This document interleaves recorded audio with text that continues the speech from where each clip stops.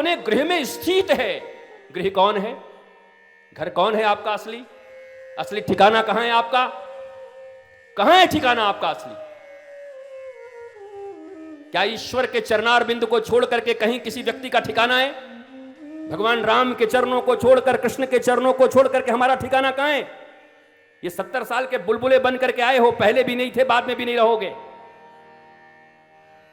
कहां है ठिकाना तुम्हारा? तो असली घर में तो स्थित हो नहीं रहे हो और गृहांध कूपम में गिरने के लिए रोज तैयार हो। और हम तो डूबेंगे सनम, तुमको भी ले डूबेंगे। हम तो डूब ही रहे हैं, बेटे बेटी को भी डुबा रहे हो। और नाम ये कर रहे हो कि हम तुम्हारे अपने, नाम ये कर रहे हो कि हम तुम्हारे बाप हैं, नाम ये कर रहे हो हम तुम्हारी मां हैं, नाम ये कर रहे हो हम तुम्हारे दादा हैं। किस बात के हो? अगर हो तो इतनी पागलपन क्यों बढ़ रहा है भारतवर्ष में? इतने डिप्रेशन क्यों बढ़ रहे हैं? तुम्हारी जैसी माओं के रहते हुए, मदालसा के रहते हुए, सुनीति के रहते हुए। तो आज माँ लोग हमको ऐसा निगाह मारेंगे कि बाबा ये दोबारा मिल जाए रास्ते पर तो बताऊंगी इसको। हम तुम्हारे लिए ही बोल रहे हैं, तुम सुनो। हमको तो हमारी मां पर गर्व है।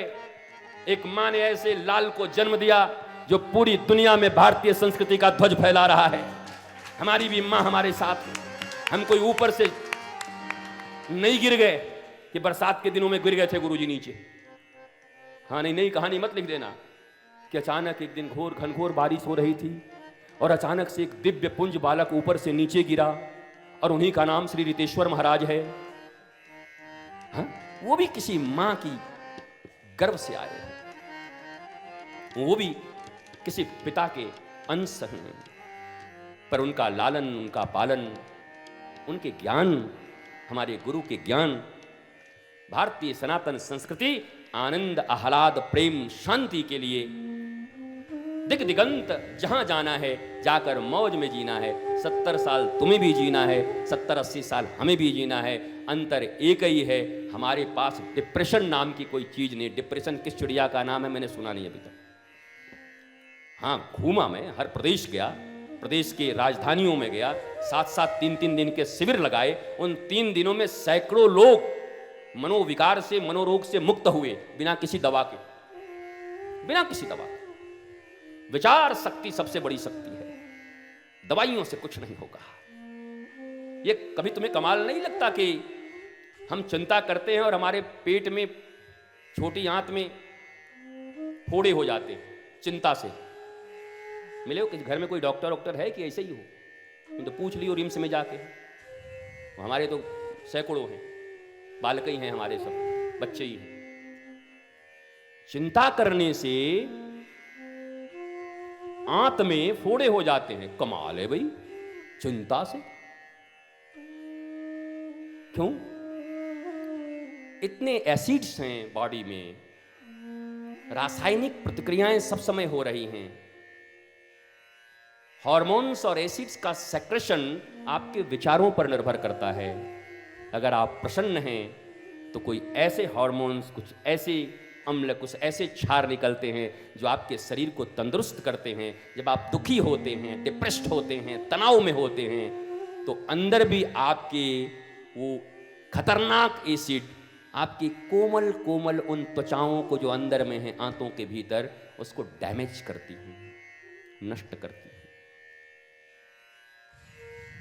अब ये रोग मन से हुआ कि किसी और चीज से, मिर्ची से हुई? बताओ।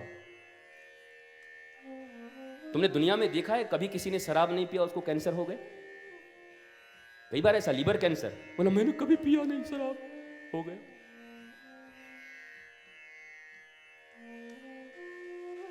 मेडिकल साइंस ये मानता है 80 to 90% जितने भी बॉडी के रोग हैं वो मन के द्वारा ही होते हैं और मन से ही नियंत्रित हो सकते हैं। 15 to 20% मैक्सिमम सुश्रुत ने जिस सर्जरी का विकास किया था, जो अचानक सर्जरी की जाए उसके द्वारा ठीक हो सकता है। दवाइयां तो है ही नहीं, मेडिसिन तो है ही नहीं। मेडिसिन तो हमारे किचन हुआ करते थे, रसोई हमारी दादी हुआ करती थी। सौंठ दे दे, हल्दी दे दे, धनिया का पानी पिला दे, सौंफ पानी में डाल दे, ये खिला दे।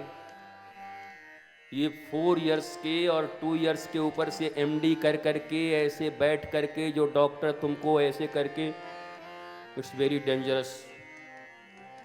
वो तो हमारी दादी कर लिया करती थी, अनपढ़ बेचारी, कहीं पढ़ी नहीं थी, रॉबर्ट्सगंज की थी, कुछ भी नहीं पढ़ी थी, ब्राह्मण फैमिली की एक ऐसी सुदृढ़ दादी कि एक को भी बीमार नहीं होने दी घर में बचपन में।